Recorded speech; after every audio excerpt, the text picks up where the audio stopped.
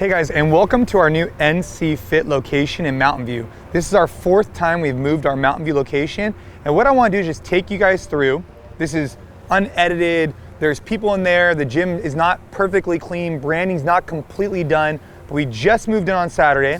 It's just a real example of how we've progressed over the years through 4 locations and what we're currently doing to continue to finish out this space. But what I really want to show you guys is the current model we've shifted towards to accommodate the most amount of people while providing them the best quality service we can and having diversified offering.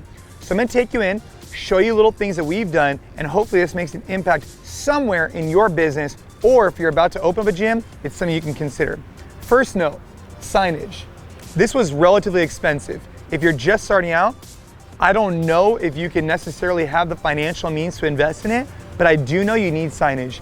A vinyl banner is okay, I guess, but if you could find some metal, some scrap metal, and have it done similar, and maybe find a way to put a backlight, that's great. Make sure you have city ordinance and permitting that's associated with your signage, because it's a big factor. For us, this was $7,000, so a pretty good investment, but we believe that as cars drive by, and there's apartment complexes across the way, they see it lit up at night, and its nice brand recognition shows a clean and concise messaging that we think will pay off for sure for the investment we made. So let's go ahead and come on in. This was former Walgreens? Yeah. Walgreens. And this is the first space we've ever done that we started from scratch, meaning it was a 15,000 square foot Walgreens, and we mapped it out exactly the way we felt like our model should be. So we sculpted out 6,000 square feet. And what we wanted to do is to maximize our square footage to optimize it. In Mountain View, real estate is very expensive. Around the rest of the country, it's very expensive as well. So for us, we didn't want any excessive square feet that we weren't utilizing. So let's see how we utilize it. This is Evan. What's up, guys? Evan runs this location. He's been with us for several years, and obviously excited for this new location. Really pumped. So this location right here is our front desk. We actually moved this from one of our other gyms because we had a learning lesson there where we went a little bit too big on the front desk at this other location. It was a little bit smaller. So we shifted it over here. And the reason why it was a problem at our location is because the front desk was so large, it didn't get enough space for people to congregate and hang out. In this location, it perfectly fit in here. Now we still have to put the Ncfit branding on the wall, which will make it look a little less wood forward, but that's the plan for now. Now if you look over here, so the front desk is a place to greet people, check them into classes, track attendance, things of that nature. We like to say if you don't know your numbers, you can't really grow your numbers. So it's a great way to track all of the people that are coming in. For us, right, we keep it super basic when it comes to gear and apparel. We created a very simple protocol for it, right? Making sure we manage inventory appropriately. But we created in just a small space where people can congregate and hang out after their workout, and then also have the apparel right nearby. Now, if we go this way, we'll see that there's a 2-floor model here, which is unique to typically the CrossFit space. It is unique. Towel service, protein from Progenics, our friends. But what you'll see is that traditionally in CrossFit, people are always about bigger is better. So for us, we felt that same way. We get bigger space, bigger space, bigger space, bigger space. And then finally, one day you realize that bigger isn't necessarily better. Because what happens is, let's just say you have 10,000 square feet. To make that location profitable or to actually fill it out, let's just say you need 50 people a class. Well, all of a sudden now your quality starts to diminish even if you have 3 or 4 coaches on the floor. So for us, the model we're going with is 2 gym floors. Each one is 2,000 square feet. Total square footage is 6,000, but we have restrooms and showers in the back. And by creating these 2 separate floors, now we can have classes of 15 to 20 here, 15 to 20 here, run concurrent classes, and also have a diversified offering. So over here, we could have, let's just say, a 30-minute offering, whereas over here, we have our 60-minute offering with a little bit more complexity. Let's see what it looks like. We painted the ceiling dark. We put in all of our own air duct, our own ventilation systems to make sure we have good airflow. We're not necessarily concerned with AC. Of course, we have that. We're most concerned about air flow to keep it nice and fresh, not stale. Come on in. So obviously this is as it sits, right? Couple things you want to notice, right? For us, it was critical to get in these different shelving systems. What this does, it takes a lot of the normal stuff that's on the floor during classes and it puts it up. It's a nice way to maximize your space. And so for us, this is a 2,000 square foot space. We want to maximize it as well as possible, which is why we got these racks. One of the things we did at another location, it was a learning experience for us, is we thought because we only used the rig 50% of the time during workouts, we thought we wouldn't have a rig. We would put pull-up bars against the wall and then have squat racks that came out from the closet. We learned the hard way on that one. We learned that our members did want a rig. So in this location, we put in a rig. Let's talk about it. So on the rig, don't mind us guys, keep doing your thing.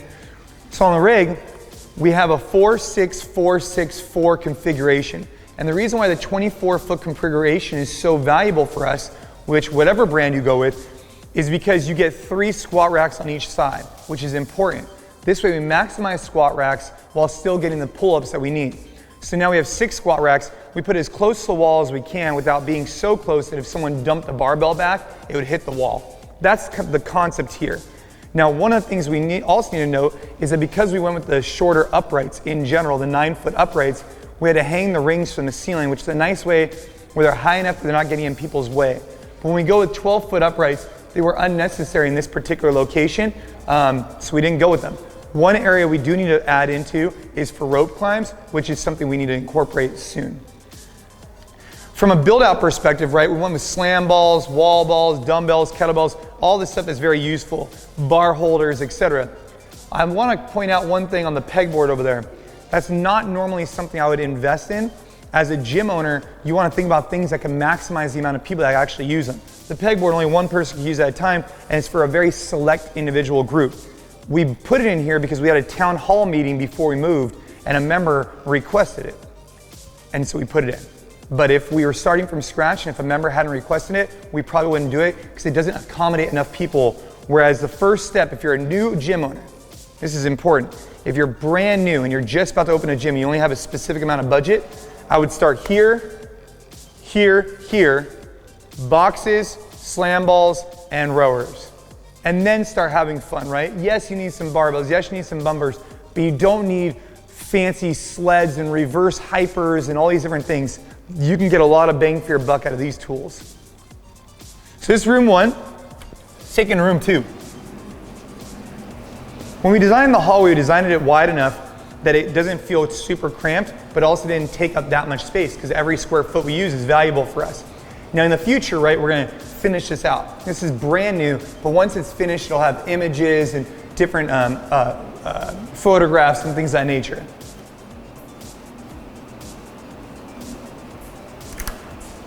This is room 2. So room 2, don't mind us guys, room 2 will be used for more of an open gym structure during the day, or during peak hours, it'll be used for our classes that happen concurrently.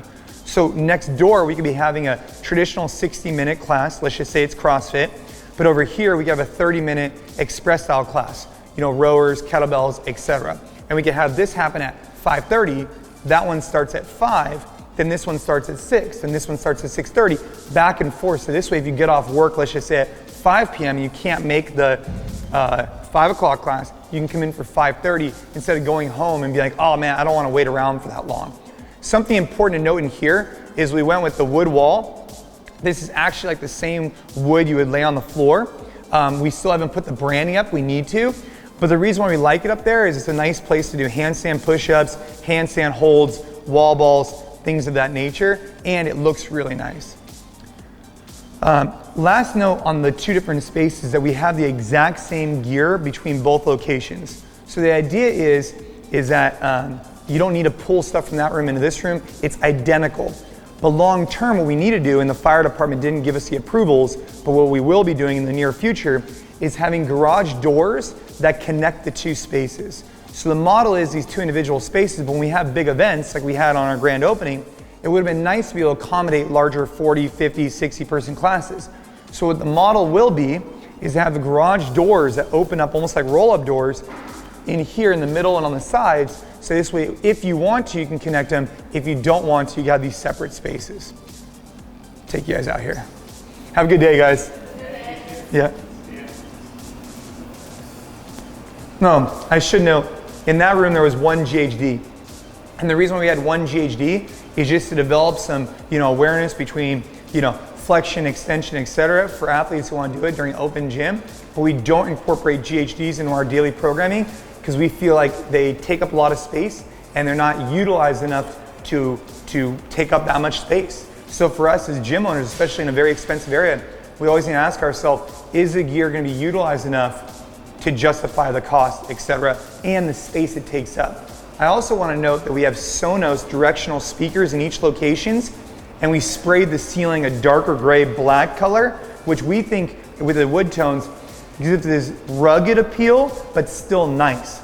At previous locations, what we've learned is we went a little bit too glassy, and it didn't come off authentic to the brand. So by staying a little bit darker tones, we think it kind of like embodies a sense of hard work, dedication, getting after it, but still staying nice. Last couple things, obviously we have men's and women's restrooms, but I want to show you these changing rooms. They're very basic. There's nothing fancy about this, but it's a nice place because oftentimes what happens is, and I'm sure you guys have seen this at your gyms, the bathrooms are used more as a changing place than they are as utilizing the restroom, or both. So in this case, people can change instead of utilizing the stalls so that people can use those for the restrooms. Now in regards to showers, we have 3 showers. One there, one here, and then this one down here is the ADA compliant one. So again, we need to put branding in here, we need to put some stickers in to kind of liven it up, but the idea is that this space took us about a year to get through city approvals on. We needed ADA, we needed the exit signs, we needed to do all these different things, as you could tell, right? We needed the water fountain, we need all these different things. And so my recommendation is, before you jump into a lease, make sure you go through all the different city planning and building department to understand what are the rules and expectations here? What is the zoning of this space? Do I need a conditional use permit? These are tons of things that you need to know as a business owner before you even get started. So let's make our way back and I'll help summarize some things. Fire extinguishers, right? Getting the fire department to go ahead and sign off on this deal. Exit routes. There's also some running routes in the front that I can show you guys that we have a door so that when we do have running workouts, our members can run out either the back or the front over here. So you see the door over there.